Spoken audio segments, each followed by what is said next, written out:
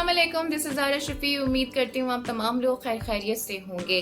Pak Bharat टाकरा, India Pakistan का मुकाबला, लेकिन एंटी क्लाइमेक्स पे इसका इख्तिताम हुआ जब बारिश की वजह से ये मैच मंसूख करना पड़ा और दोनों ही टीम को एक एक पॉइंट दे दिया गया। But it's a good sign for Pakistan team क्योंकि they have qualified in the super 4। Pakistani pacers ने नो डाउट बहुत ही शानदार परफॉर्मेंस का मुजाहिरा किया है और जो टारगेट मिला था पाकिस्तान को 266 रन का, वो भी पाकिस्तान की बैटिंग लाइनअप को देखते हुए काफी हद तक अचीवेबल था। लेकिन खुशकिस्मती भारत की और बदकिस्मती पाकिस्तान की कि पाकिस्तान टीम अपनी बैटिंग शुरू ही नहीं कर पाई।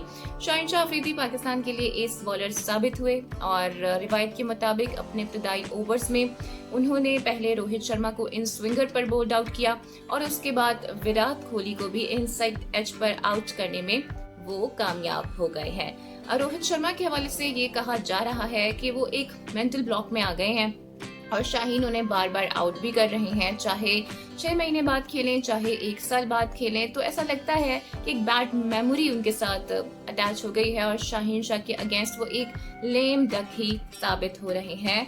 विराट कोहली का रोहित शर्मा के आउट होने पर जो एक्सप्रेशन था वो बहुत ज्यादा एपिक है और तेजी के साथ वायरल भी हो रहा है। खुद विराट कोहली भी बहुत ज्यादा कमिटेड नजर नहीं आए हैं और एक टाइम था कि 66 पर भारत के 4 खिलाड़ी आउट हो गए थे, जिसके बाद हार्दिक पांड्या और ईशान की एक सॉलिड पार्टनरशिप देखने में आई और इस पार्टनरशिप की बदौलत भारत एक सॉलिड स्कोर देने में भी कामयाब हुआ। लेकिन hats off to Pakistani pacers के उन्होंने कम बैक किया और भारत को रिस्ट्रिक्ट किया और अमेजिंगली इस मैच में तमाम तर विकेट्स पाकिस्तानी पेसर्स यानी कि हारिस, नईम और शाहीन के ही हिस्से में आई हैं। स्पिन डिपार्टमेंट हमारा बहुत ज्यादा पीक नजर आया है, तो इस पे मेहनत करना होगी या इस कॉम्बिनेशन को तब्दील भी किया जा सकता है। फिर फील्डिंग में भी वो स्पार्क नजर नहीं आया जो कि पाकिस्तानी फील्डर्स की जानिब से इसी ग्राउंड में अब से 2-2.5 महीने पहले नजर आता था और बड़ी शानदार परफॉर्मेंस पाकिस्तान ने इन्हीं ग्राउंड्स पे की है, बड़े जबरदस्त कैचेस भी लिए हैं।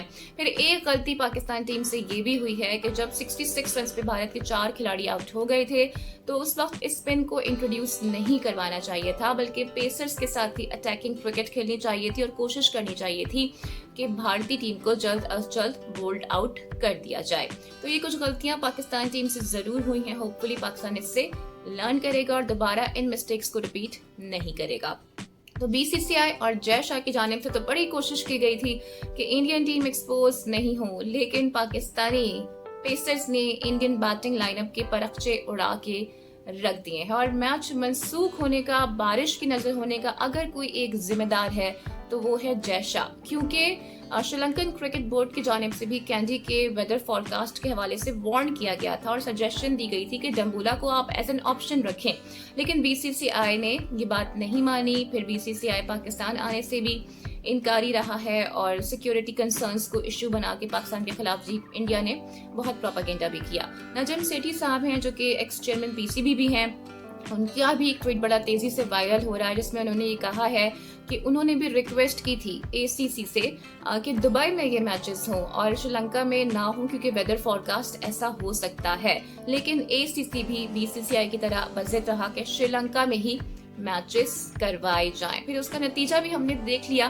कि किस तरह से ये मैच बारिश की नजर हो गया। नजम सेठी साहब ने मजीद भी लिखा है कि एशिया कप 2022 दुबई में हो सकता है और आईपीएल दुबई में हो सकता है, लेकिन एशिया कप 2023 दुबई में नहीं हो सकता है। अब इस ज्यादती पर वसीम अकरम भी बोल पड़े हैं और उनका भी एक स्टेटमेंट वायरल हो रहा है जिसमें वसीम अकरम ये कह रहे हैं कि एसीसी और आईसीसी की जानिब से बड़े वियर्ड डिसीजंस लिए गए हैं भारत को फेवर करने के लिए, लेकिन हमें इस पे खामोश रहना चाहिए और ज्यादा बात नहीं करनी चाहिए, बिकॉज उनकी ये हैबिट है कि वो खेल के को भी सियासत ज़दा कर देते हैं। तो ये तमाम तरजी सिचुएशंस हैं, लेकिन सवाल यही उठता है कि आप भारत को कब तक इस तरह से अकोमोडेट करते रहेंगे या भारतीय टीम को कब तक पाकिस्तानी पेसर्स से बचाते रहेंगे। कभी ना कभी तो आपको हमारा सामना करना ही पड़ेगा और फिर जब सामना होता है तो सूरत हाल फिर कैंडी वाली ही हो जाती है कि आपके बैट्समैन बिल्कुल क्लूलेस हो जाते हैं। एनीहाउ अब कोलंबो में पाक भारत मुकाबला होने जा रहा है। अगर भारत नेपाल को हराने में कामयाब हो जाता है तो लेकिन कैंडी से भी बदतर कंडीशंस हैं कोलंबो की, क्योंकि वहाँ पर बॉल रुकती भी है, फिर टेक ऑफ भी करती है, बैटिंग कंडीशंस नहीं है, फील्डिंग कंडीशंस हैं, बॉलिंग कंडीशंस हैं और फास्ट बॉलर को ज़्यादा रिदम मिलेगा एज कम्पेयर टू स्पिन। तो पाकिस्तान को चाहिए कि एक एक्स्ट्रा फास्ट बॉलर को इंडिया के खिलाफ मैदान में ज़रूर उतारे, बिकॉज हम सब ने ये विटनेस किया है कि कैंडी में पाकिस्तानी पेसर्स ने लीड किया है अगेंस्ट इंडियन बैटिंग लाइनअप। और जय शाह के लिए मैं सिर्फ इतना ही कहूँगी कि ईगो को साइड रखें अपनी और खेल में सियासत को इन्वॉल्व नहीं करें, बिकॉज पाक भारत ये वो मुकाबले हैं जिससे लोगों के बहुत सारे सेंटिमेंट्स जुड़े होते हैं और शायकीन क्रिकेट बेसब्री से इन मैचेस का इंतजार कर रहे होते हैं। लेकिन आपकी गंदी पॉलिटिक्स की वजह से ना सिर्फ शायकीन क्रिकेट के दिल टूटे हैं, वो मायूस हुए हैं, बल्कि गेम का सारा ही मजा किरकिरा होके रह गया है।